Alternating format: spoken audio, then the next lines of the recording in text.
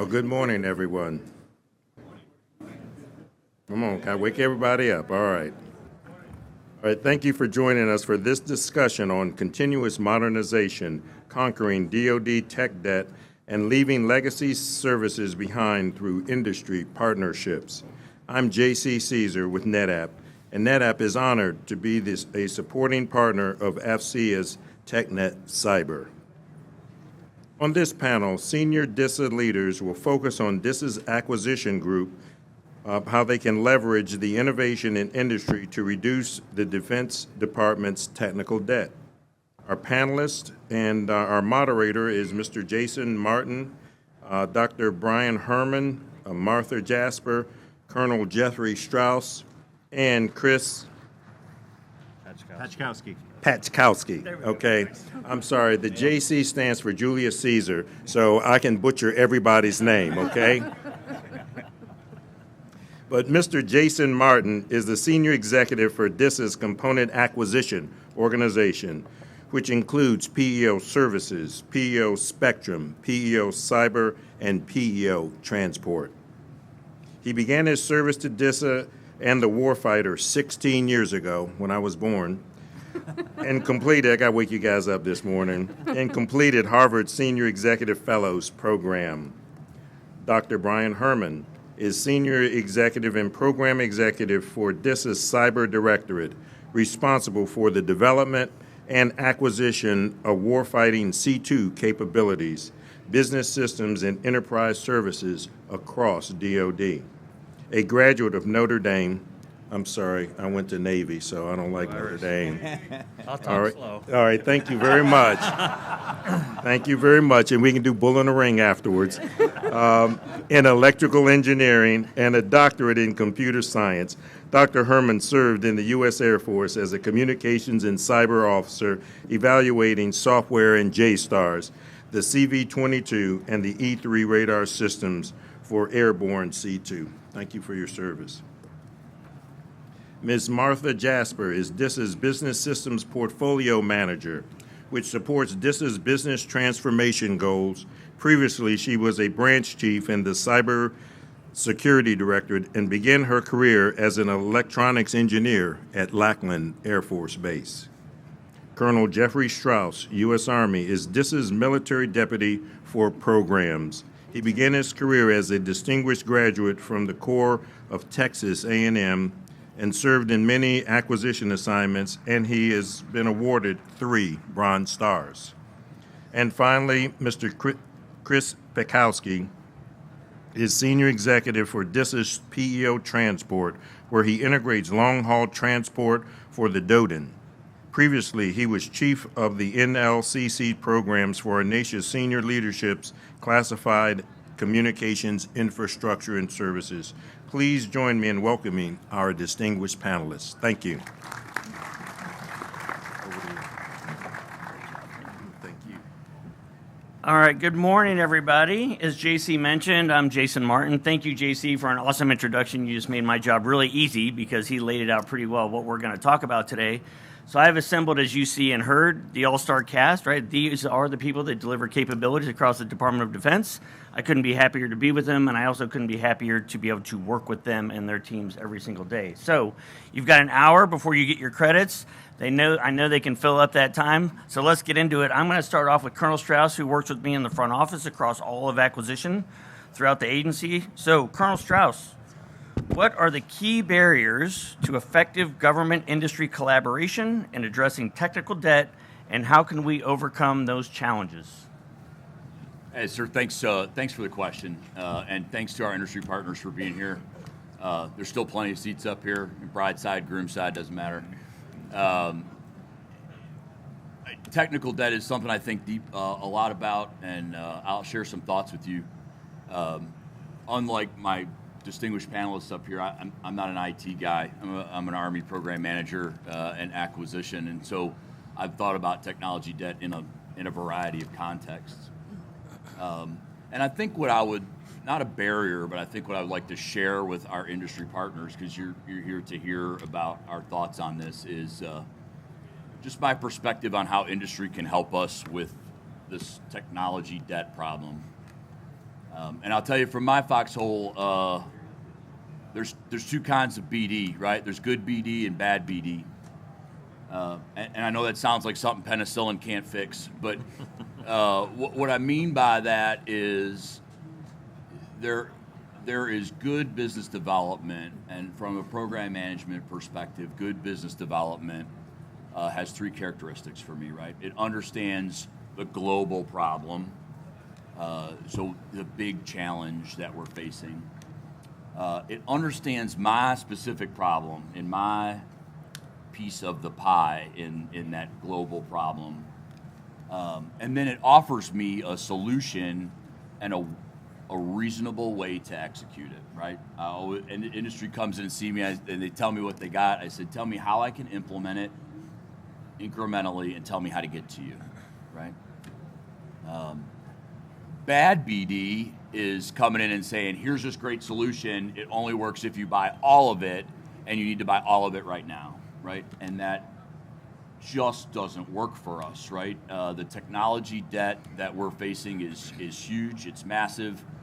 We're all rowing really hard, and we're making progress in a forward direction, but there is this anchor that we have to drag along with us. And so understanding that and understanding our challenge, I think, is the key to really making your ideas hit with us. And so concepts like incremental,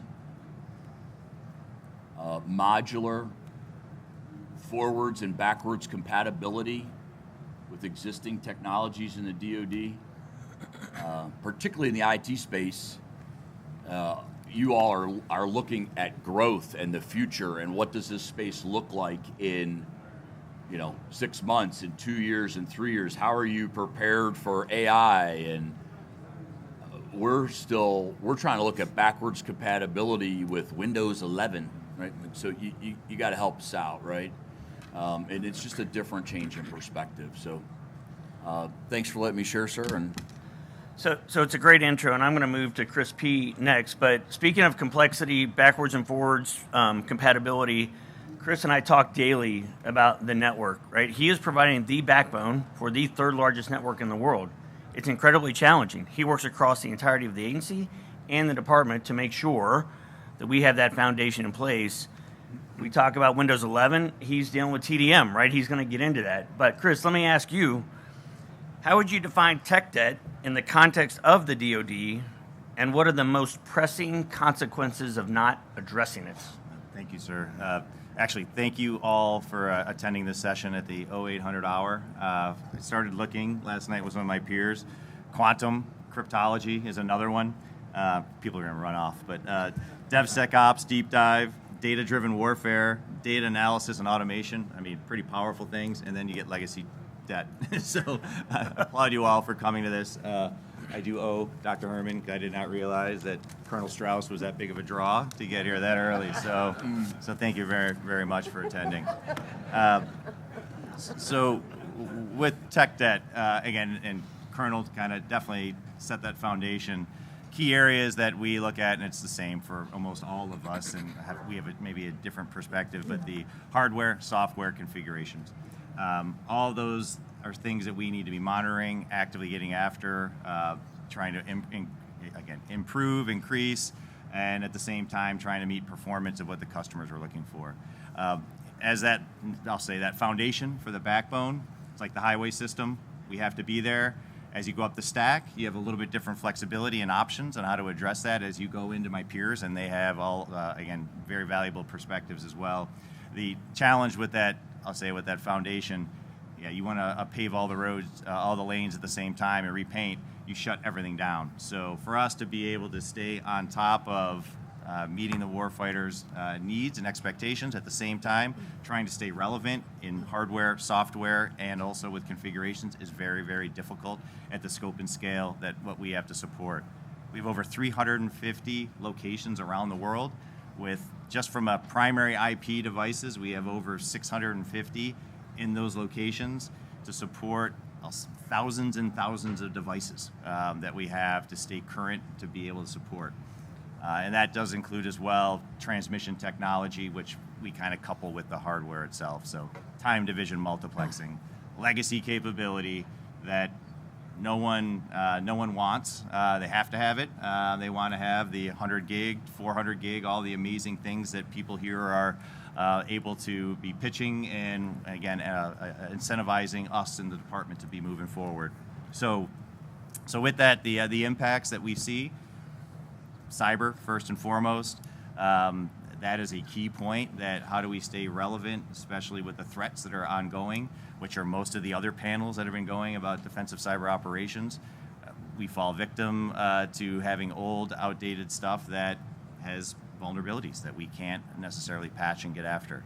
I'll say the performance component, which I already touched on. Nobody wants 1.5 meg of bandwidth anymore. Everyone wants to have gig and higher speeds. The AI discussion topic that Colonel Strauss brought up is key to how do we provide those, again, those super highways to be able to help make that happen. And then as well, it's costs. So we are seeing from industry the increasing costs, exponential increasing costs for us to be able to manage and actually support time division multiplexing. Some folks still have some asynchronous transfer mode out there. Now Sonnet as well. It costs too much to be putting electricity down copper when you can do lasers at 10,000 again gig fold of capability. So with that, we'll get into a lot bit more from the different panel members here as well. But from the DISA perspective, we have a significant challenge that we look for all the answers from you all. So appreciate it. Thanks, Chris. So Chris mentioned increasing cost. For those of you that don't know, Brian Herman is masterful at managing his budget. He and I meet all the time. I said, wow, how'd you do that? So he has some really innovative and creative ways that he's had to meet the demands of the department to truly defend the network that he's building upon. So Brian, if you could talk to us about what do you perceive to be the biggest innovation and the most beneficial innovation out there today, or where do you think we need to go from an innovative perspective to get after these challenges? So one observation that I've had over the years is that if you have the same cyber defenses today that you had 10 years ago, they're probably irrelevant. The threat has moved on, and technology has moved on. That's why we're here. But for me, the most important piece of continuous modernization and kind of get shedding tech debt is establishing relationships. So TechNet Cyber is speed dating for us.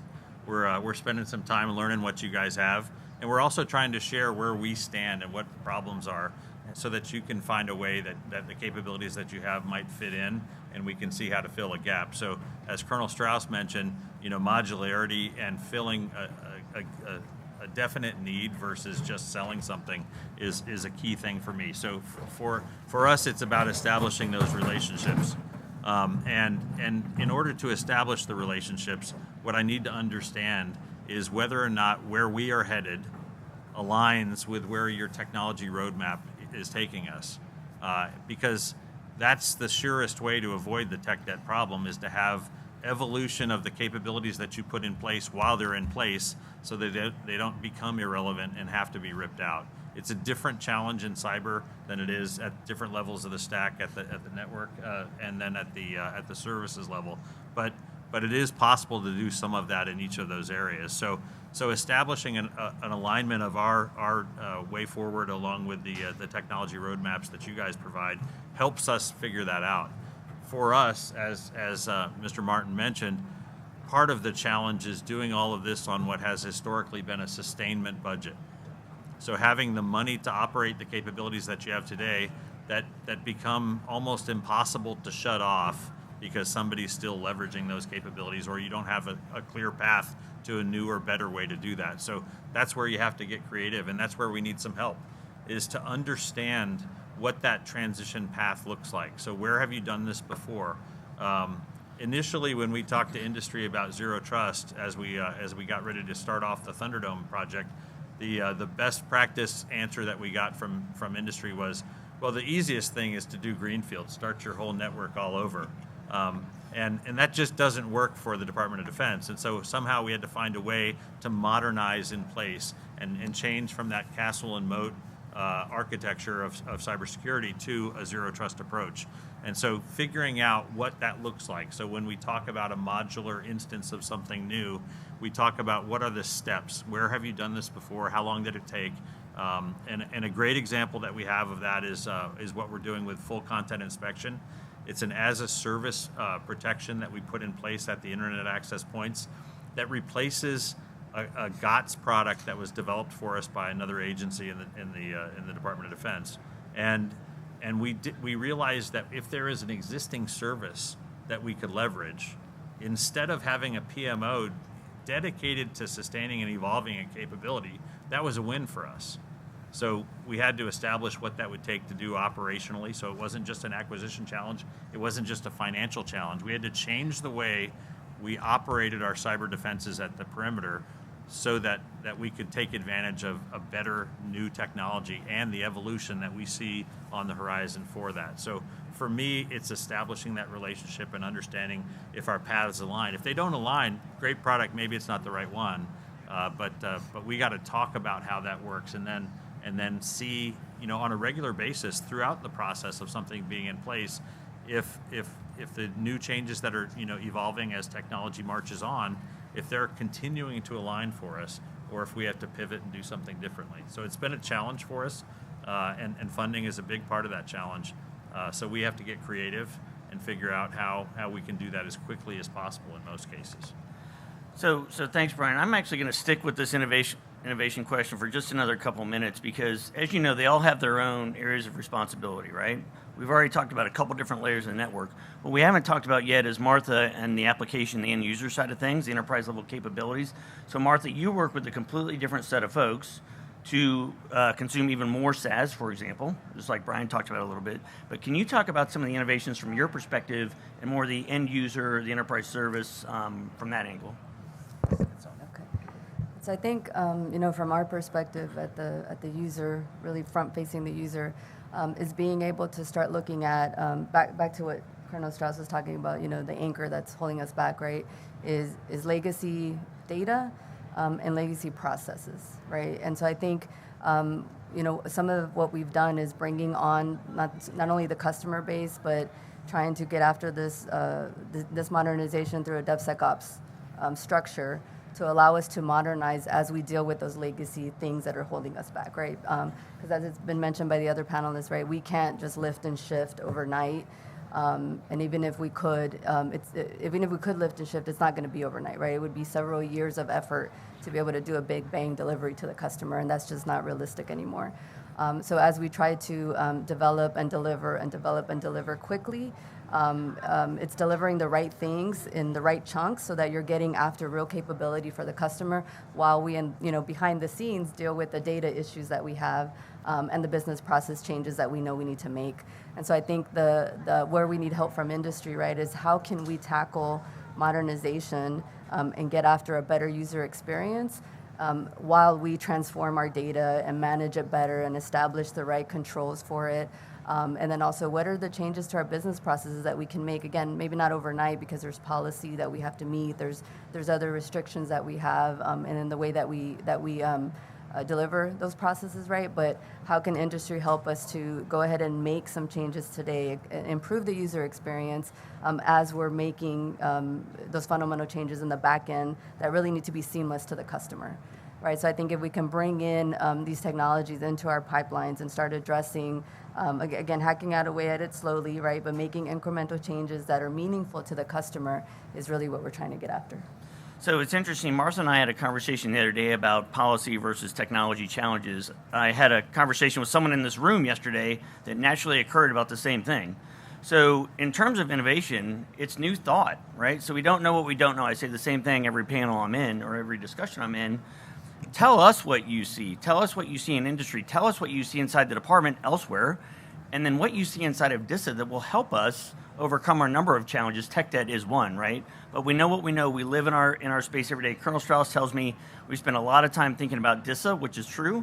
We think about DISA, but in the terms of the department, how can we do that better? You see it, right? You support the entirety of the department, the federal government. We don't know what we don't know. Please share that with us. So just a reminder, to the point about policy, let us know where you've seen things change slightly in other areas and where we could maybe apply some of that logic and innovation to get after some of the challenges. So, Martha, I'm going to stick with you. Can you talk a little bit about successful examples of public-private relationships? So specifically, I think about DevSecOps and what you built out with Citadel, right? The engagement with industry and how we're working contracts to deliver capabilities iteratively, but also public-private in terms of our department-level customers that may have support from these folks as well. So could you talk a little bit about that as well? I think one good example is our enterprise messaging program. So we're actually right at the cusp of delivering the modernized system.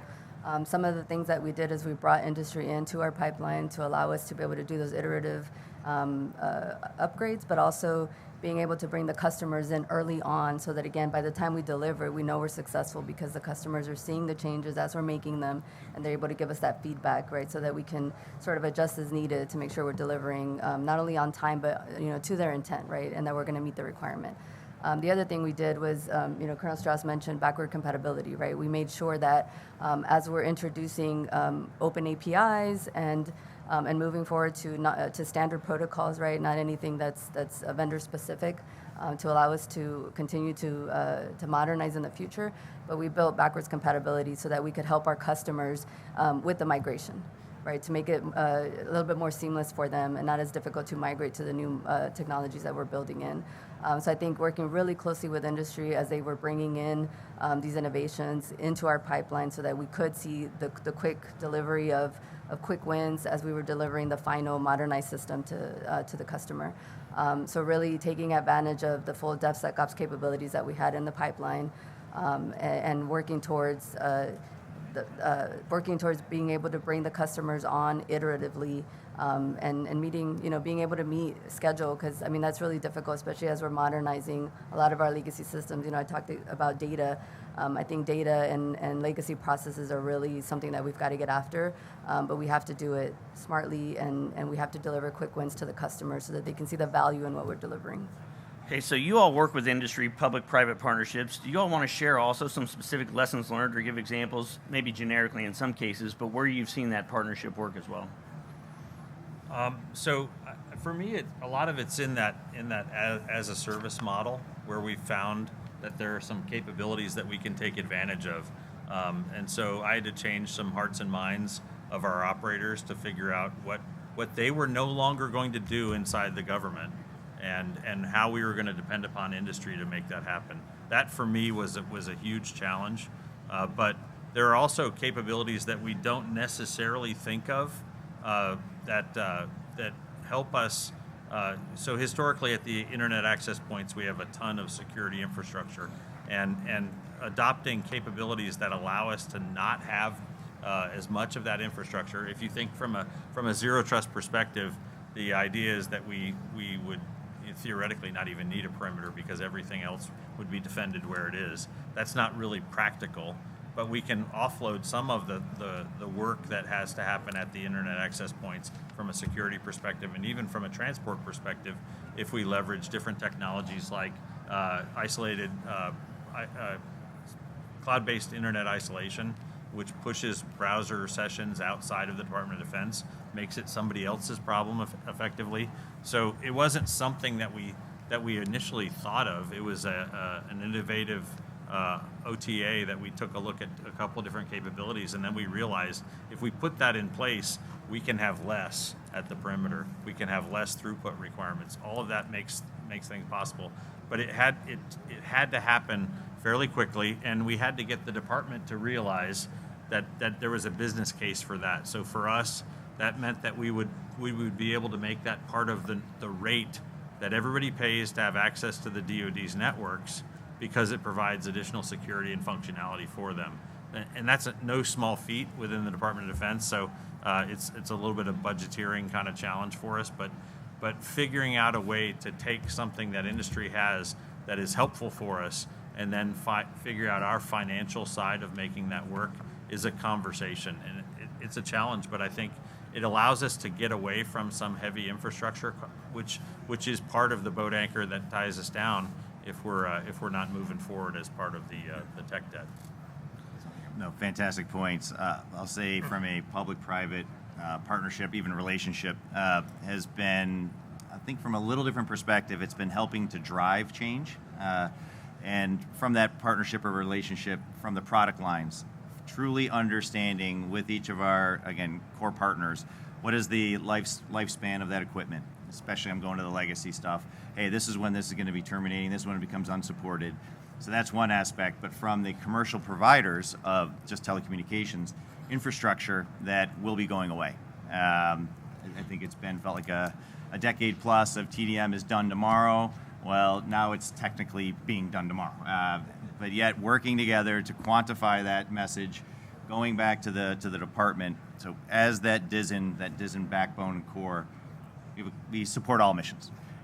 There's a chunk of missions that once it works, that's all I want. I don't need any more. I don't care if I never have to change again. It's working, even at whatever bandwidth and rates that are happening or that are available. So from that, we've been able to take both of those data points with our partners, with open communication, that transparency, and being able to push that with through the senior leaders in the department, through, again, Mr. Martin going around talking to all his peers on we need to change because here are really true hard deadlines that then allows, I'll say, rigid schedules, ability for funding to be prioritized and work towards it. There are just some really hard targets and goals to work towards. So that has been, again, critical over the last couple of years for us to really quantify that, to be able to say, okay, this is really ending, and that is forcing change through that partnership. So Chris said a word, quantify. I'm going to carry on with quantify, but from a different angle. So the four of us here have been at DISA a long time, right? All been here 15 years plus. The man in green down there has been here about a year and a half. But I openly advocate to have military officers come in and military folks come in to work with us because they provide that different perspective and different insight. So Colonel Strauss is obviously Army. He worked down at the Pentagon. He brings us a lot of external information that helps us better ourselves and measure ourselves. So Colonel Strauss, can you talk to us about how do we measure success? What are some of the metrics that we can work with industry to build, gather, and then report against so we know, that we're doing our jobs well? Yeah, absolutely, sir. Thank you. And thank you for highlighting my penance at the Pentagon. If any of you had the opportunity to serve there, my condolences. If any of you are thinking of working there, please don't. No, I'm just joking. Great experience. So I will talk to you about metrics, but I'd like to take a shot at that last question first. And I just want to highlight the power that you have as industry, right? And so, I have worn tree clothes for most of my adult life. And what I have come to realize in the last 15 years working with industry across a variety of programs in the Army and in the joint community is industry is uniquely postured to be a place where fusion happens, right? You would think the United States government we would just get it together, right? That we know everything that's happening across this wide organization, right? Mr. Martin has oversight of 203 programs, executes about $4 billion a year, and the entirety of that space from people, from contractors to personnel is in the thousands, right? It is impossible to know all the individual little projects and things that are going on, right? And often we have these silos of excellence that are happening, great people that are delivering the right program. What we don't see is our left and right limits, right? When I'm in the fight, I know there's people in the fight on my left and right flank. I generally know where they are. I don't know exactly what they're doing, right? I just know that eventually we all have the same objective, right? Industry is uniquely postured because you will take contracts with anyone who will pay you money, right? Which is a good thing. It's why you're in business, right? But you have a unique within DISA to see what's going on across different programs, to see in the government and go, hey, I solved this problem for the Department of Homeland Security. I think with a couple tweaks in the margins, I think it might work for you, right? You have that unique posture. And what we don't hear a lot about anymore is, we're all waiting for something to come out on SAMS.gov, right? We don't hear a lot about anymore is unsolicited white papers and value proposals on existing contracts, right? And we've had real successes with that here at DISA. And so now I'll pivot into the question that Mr. Martin, my boss, actually asked me, which is to talk about metrics. So we have an effort here at DISA where data-centric effort to view the way we operate and defend the network differently, right? And here's where a value proposition from industry and industry's unique position as a fusion engine across various areas of government actually paid off. And they could see that, hey, you guys are doing this with element managers on the network. Hey, you guys are doing this with sensor data. Hey, we hear you doing this over here with endpoints. Do you know that, if you put them all in this one data bucket and you run some kind of cool things that I don't understand, like Kibana and Elastic and some of these other things, right? And you do some analytics, you can revolutionize the way that you do operations, right? And so how do we measure success? You measure success by targets, quarterly earnings, revenue, profit centers. We measure success in terms of readiness to go to war, right? And so our metric is improvement in readiness, and that's harder to measure, but we measure that in terms of buying down risk, right? And so risk is our yardstick. We measure things in programmatically. On the operational side, we measure it in risk to force and risk to mission, and that's our operational view. On our program side, we measure it in terms of cost, schedule, and performance, and risk to those three metrics, right? And so when we look at industry in terms of cost, will cost, should cost, something we think about, right? We think about how you are executing the money we've already given you. We are measured about how efficiently we use taxpayer resources. So things like obligations and expenditures matter to us, just like your quarterly earnings matter to you. Performance against the deliverables, and then schedule and plan delta actual, right? What is our variance against schedule? And if you don't think schedule's important, you could go on Google.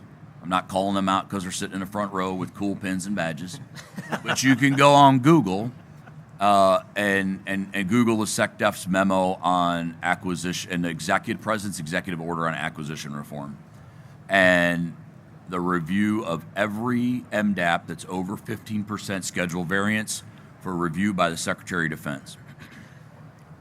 MDAP is like 72 very exquisite, very high dollar programs in the department, but that tells you where the head of the department is at. 15% is not a lot of schedule variance. So it highlights our need to deliver. Our enemy will not wait for us to be ready. So. All right, thank you, sir. All right, Dr. Herman, continuing with risk, but a slightly different flavor. So how have you better leveraged industry while ensuring compliance and cybersecurity as the cybersecurity provider for the department? So our challenge, as I mentioned before, is maintaining security while we're making advances in how we do that.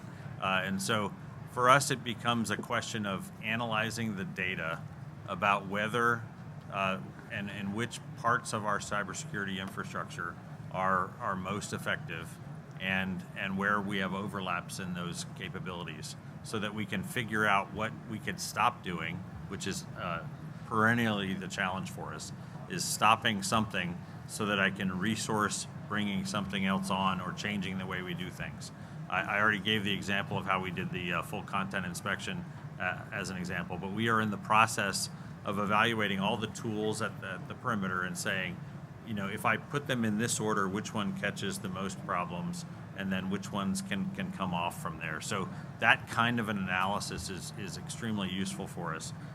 The other piece that's extremely important for us is that we can't necessarily, and it goes to the modularity comment that we had right at the outset, it goes to the fact that we're almost certainly never going to leverage everything that somebody brings to us.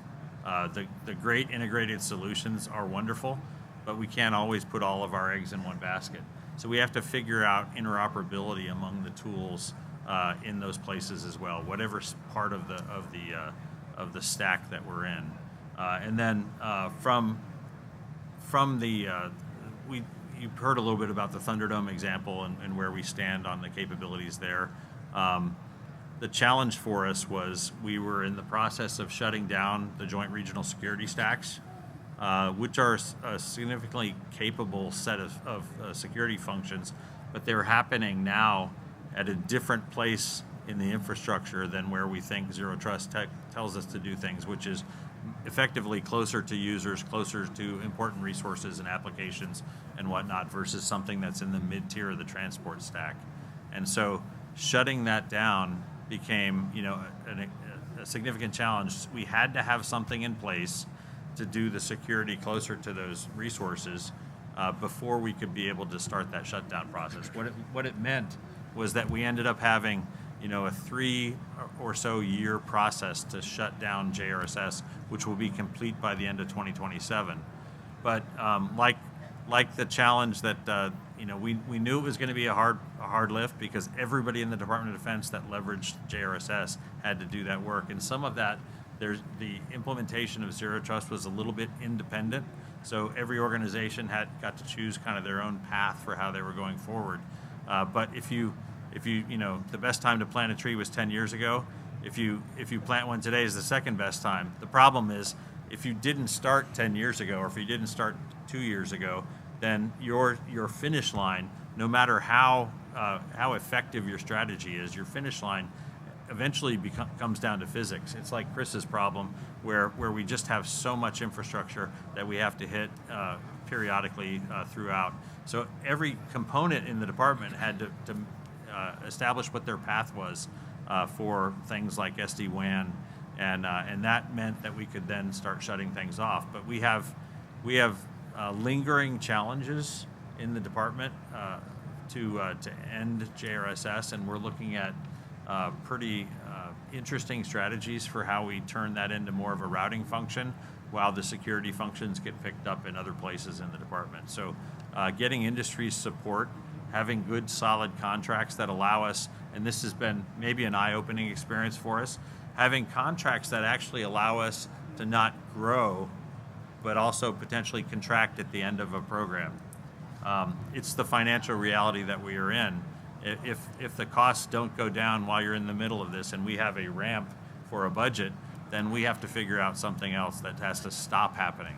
And so for us, we've seen pretty good results in establishing a pace for us to get the SD-WAN functions in place for DISA and DISA's terrain that we're responsible for, including the support for the DAFAs, Southcom, Coast Guard, some Army organizations on the peninsula in Korea, and even the Navy in support of the government of Taiwan. So we've seen real progress in that, but the scope and scale of the department makes that a challenge for especially the Army in this case, getting things shut down. And we have our challenges that exist for us as well, as we try to bring the architectures that we use for user enclaves, make it more homogeneous for both our DAFAs and DISA, DoDNet users, and what we're doing in support of everybody in the Pentagon, which is an extremely complex problem that has been going on for years and is going to be a challenge for us. So thanks, Brian. I'm going to go to Chris with a different, again, changing things up slightly. So Chris's organization came out of operations within DISA. We restructured a couple years ago. Chris is now a PEO. But Chris all along has spent time with industry, especially telecom providers, right? And really gotten to understand what it means to operate in their space. So Chris, can you talk a little bit about, for the audience, what you see as a delta with their challenges and ours, and where we can bring that together to move forward collectively? No, great point. Yeah, we love to learn instead of build and bake our own stuff. So working a lot with the telecommunication industry, I know that they have had similar challenges. They, being commercially focused, have the ability to kind of pivot a little bit, but yet a lot of times they're selling to the Department of Defense, which doesn't want to pivot. So some of the areas that I've seen in working with industry is kind of the same concepts that we're talking about, that modular approach. How do I get additional capabilities that may be interoperable so I can slowly change and pivot to continue to be technically relevant from that tech debt perspective? At the same time, when they implement a pilot or some great idea, they are very heavy, I'll say, looking backwards to to make sure that if I'm providing this great new capability, I have the ability then to now transition, or at least have an idea of how to transition seamlessly from some of the legacy. You don't just put something new and great out there, and then you're on an island and you're stuck, and you still have, so something that I would say, I need to go run forward. Service wants us to do this great new capability. We pick up something from here. We want to go do it. At the same time, go sprint down the road, light street, but hang on to the convention center and move that with you as you're trying to sprint down the road and be able to take that new capability. Oftentimes, we again, work with commercial industry to understand how they do it. A lot of it is also not just the technical hardware, the networking gear, but as you start putting in the command and control software and being able to now do better integration, the AI conversation and some of that, or even just data fusion, not even getting to the AI, how do you provide a more holistic look at stuff? So with that, we try to learn from others. They also have some innovative ways of how they do different translation boxes and, again, kind of mask it. And maybe I'll pivot just a quick second. One thing that I could use help from all of industry, when you are being approached for contracts, RFI, RFPs from other parts of the Department of Defense, continue to think forward instead of what they just might be asking. So oftentimes it's, hey, I just want to get another TDM type interface in a circuit without construct or thinking forward of, hey, that's going away. Here's other ways we propose to give that solution. And from a creative perspective. So industry, I've seen pockets of that, is really pressing hard. We, the department, are very stubborn, but we do listen, and the more that we continue to campaign together, we'll get after that modernization. So, Chris, great point. And that was an ask I was going to have for you all. So we push out RFPs, right? Some of you probably look at them and scratch your head and say, what in the world? So as part of your Q&A today, if you have things on the top of your head or catch any one of us after, we're working through writing better contracts. And I know I promised that for like a year and a half or 2 years at F2I and FC at TechNet. It's a challenge, right? Because every one of those that we push out is unique. And as you know, our portfolio is very broad.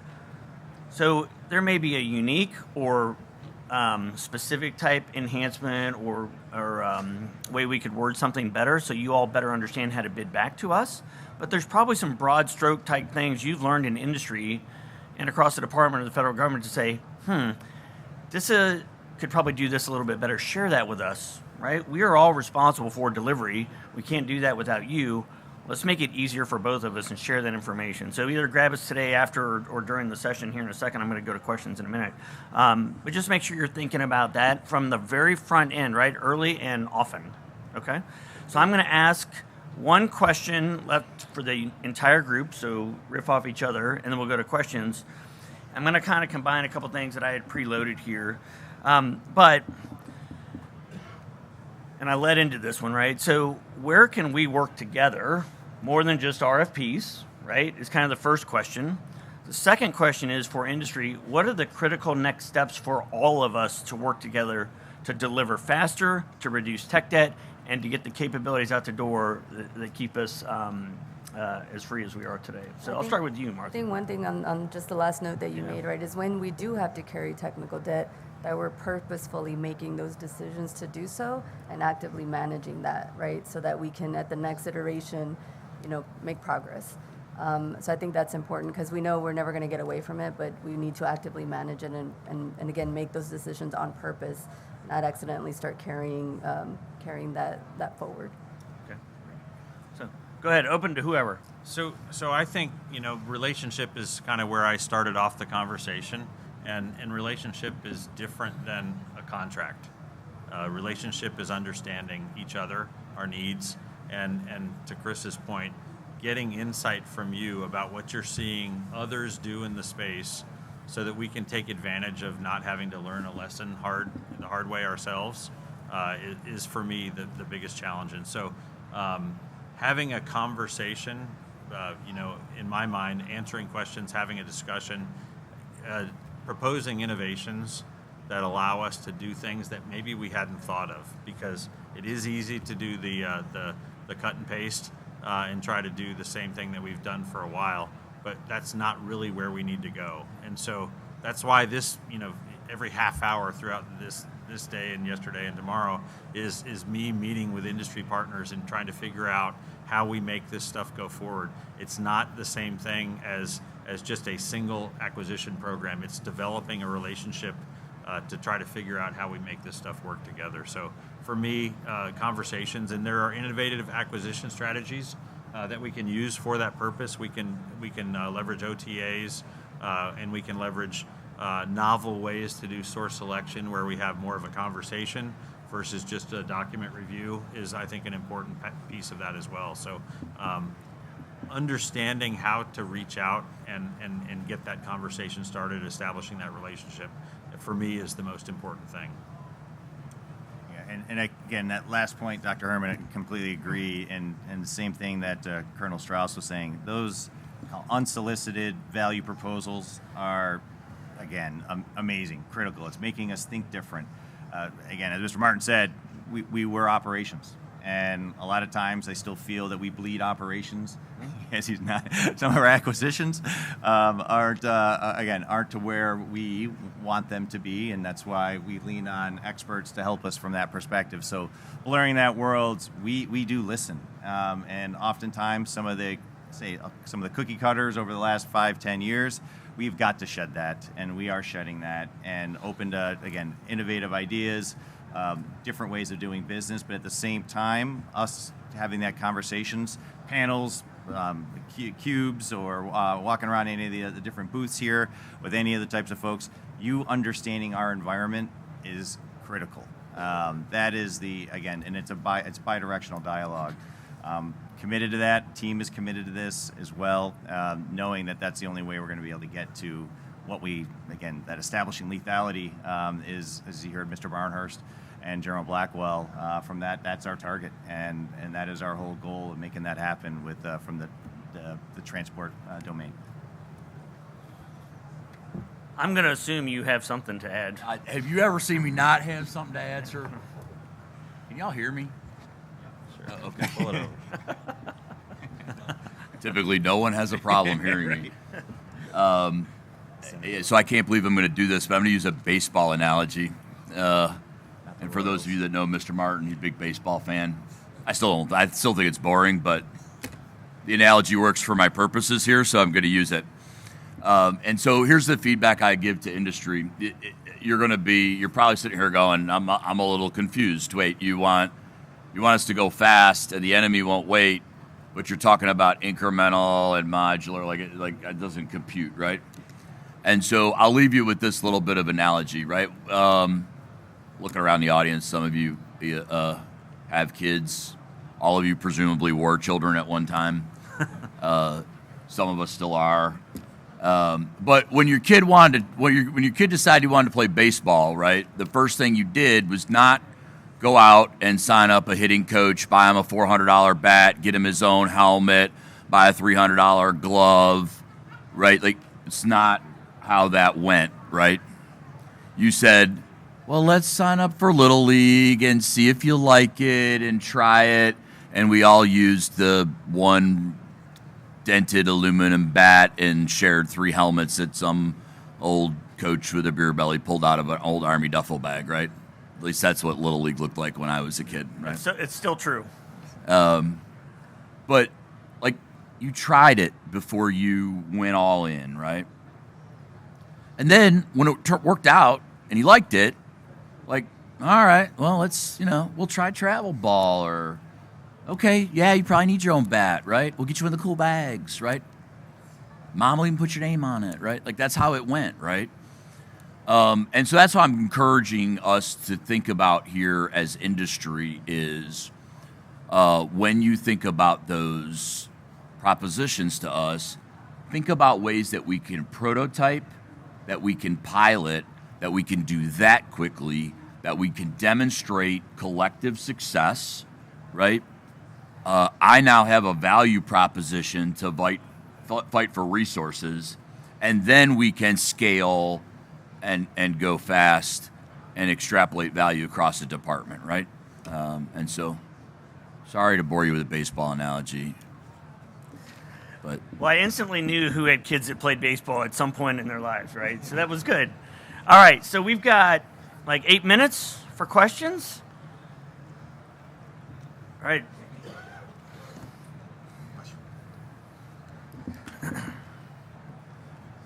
Thank you, Chris. I'd like to ask a tail and dog question about a problem that I think we all see in industry, and you probably see in government. And that is, we hear what you're saying from the program and functional requirement. But when we see this coming up against the acquisition folks, they, I believe, in many cases, are the tail wagging the dog. They're looking for commoditizing solutions. They're looking for low price solutions. And a lot of the nuance of what you're talking about, I think, gets lost when they force acquisitions into acquisition vehicles that have such low prices and that have, even though they're called best value, that have few options for you to really get what you're talking about here. So how do we get you guys to exercise more control over how you buy stuff so that you buy it in a way that gets you where you need to go? Oh boy. So, Mr. Packard, I was scanning the audience for Mr. Packard. Me too. He is in the building. So, so what I would say is this, Warren, and I'll answer, so I'll take a bullet from Mr. Packard if I say something wrong. So, what I would say is this. So, acquisition community, us, and procurement community at DISA work incredibly closely together. I have a wonderful relationship with Doug Packard, as do these folks. So, back to my point earlier, we need to know in advance. I have never had Doug say no to anything that I've suggested, right? He comes back with recommendations as well, and we talk through them. So if it's something for Chris's, and I'll say, hey, Doug and Chris, let's get together. How do we think we want to tackle this, right? I spend a lot of time negotiating contracts, software, hardware, right, at the enterprise level, and I do that in conjunction with Doug. What are the roles, or what are the rules? How do we need to get past them? What are the real requirements? But I would say this, Warren, and this goes back to the comments earlier with contract writing and how we do our job on the acquisition side, not in procurement. Are we doing a good job of articulating the requirements so Doug knows what to do as well, right? And so what he knows to recommend to us based on that. But I think, again, it's education on our part collectively. But I don't think there's really a fracture between us and the procurement organization to make sure that we know what we need to do to get after things. But there are ways we could potentially do them to get what we want. And that goes back to the conversation, back to Brian's point about having discussions with industry. It's not always about the vehicle, right? It's have we clearly articulated, is there a clear understanding? So I'll push back a little bit on that because I think we do have the relationships in place. But we have to work as a collective team, which is kind of what we've been addressing for the past hour. But I would say this, we're open to feedback on the how piece, but it all goes back to understanding that requirement internally and externally. And I think we could all probably get better at articulating and answering, is how I would answer that question.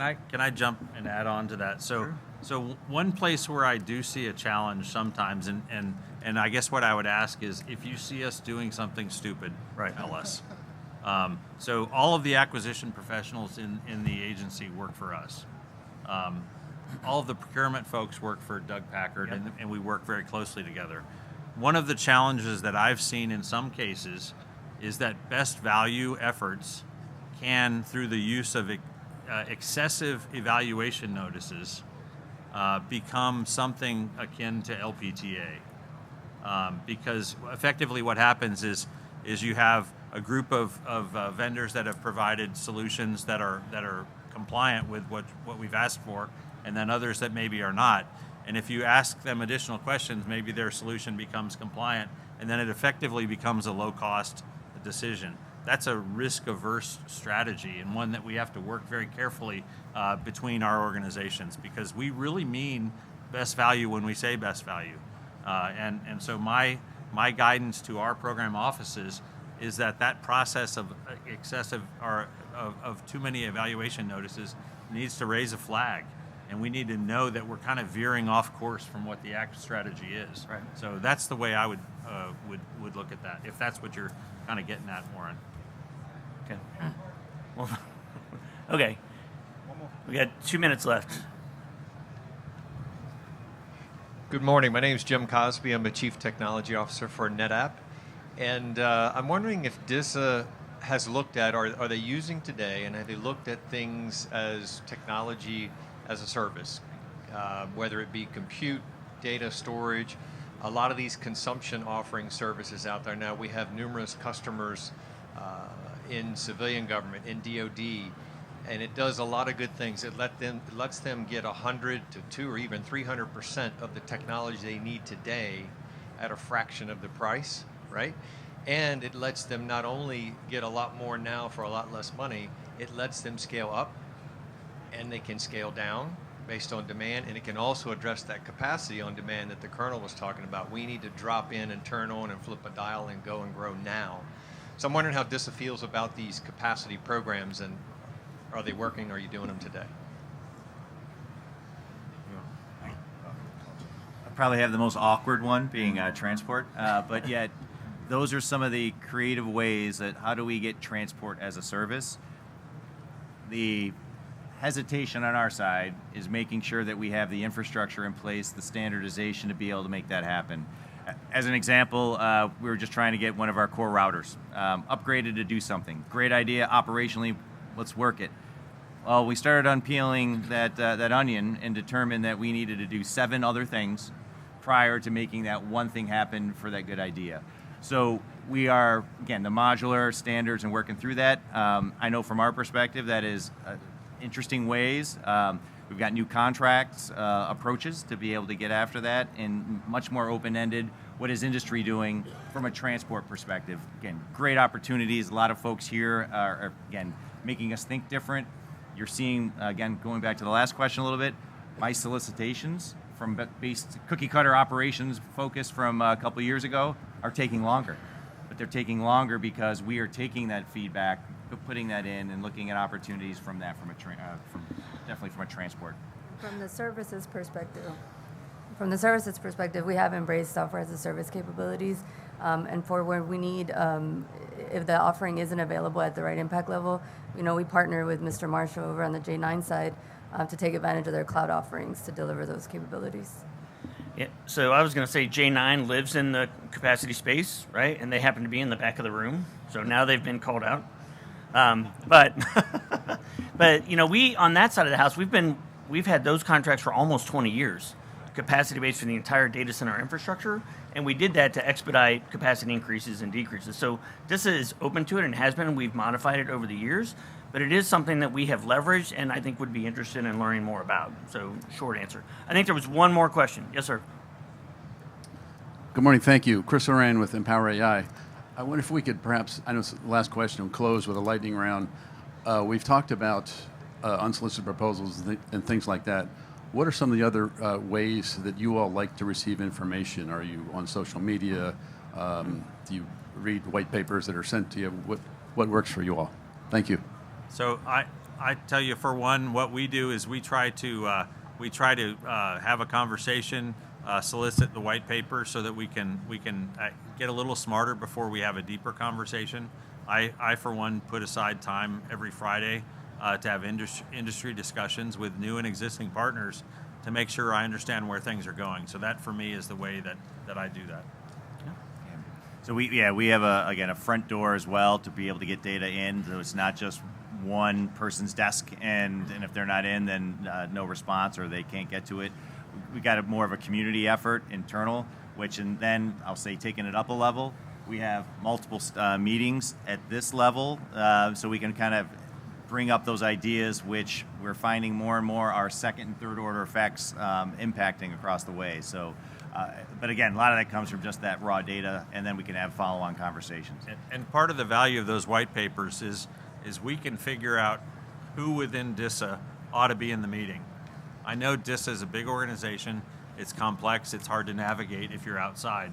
So that's our promise to you, is that we will get the right people in the discussion, even if you're not sure exactly who the right folks are. Yeah, Chris Argo and Jeff Marshall. Yes. Yeah. Strauss, did you have something?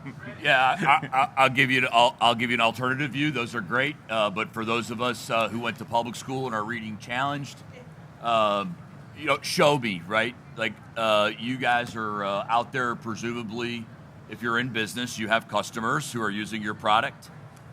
If you would like me to come and use your product as well, demonstrate it to me, right? And even more powerful is to do a demo with maybe some folks that you're using, right? So we've had industry partners come and say, hey, I've got this thing that DHS uses. I think you ought to come down and look at it. And I get to talk to the user of DHS who is using it right now, right? And start to see how your solution's solving their problem, and I can start to adapt this to how it can solve mine, right? So don't forget about the power of demos, demonstrations with users. Invite us to come see your space or in their space. Like, we like to get out. So we have a special guest speaker, Mr. Marshall.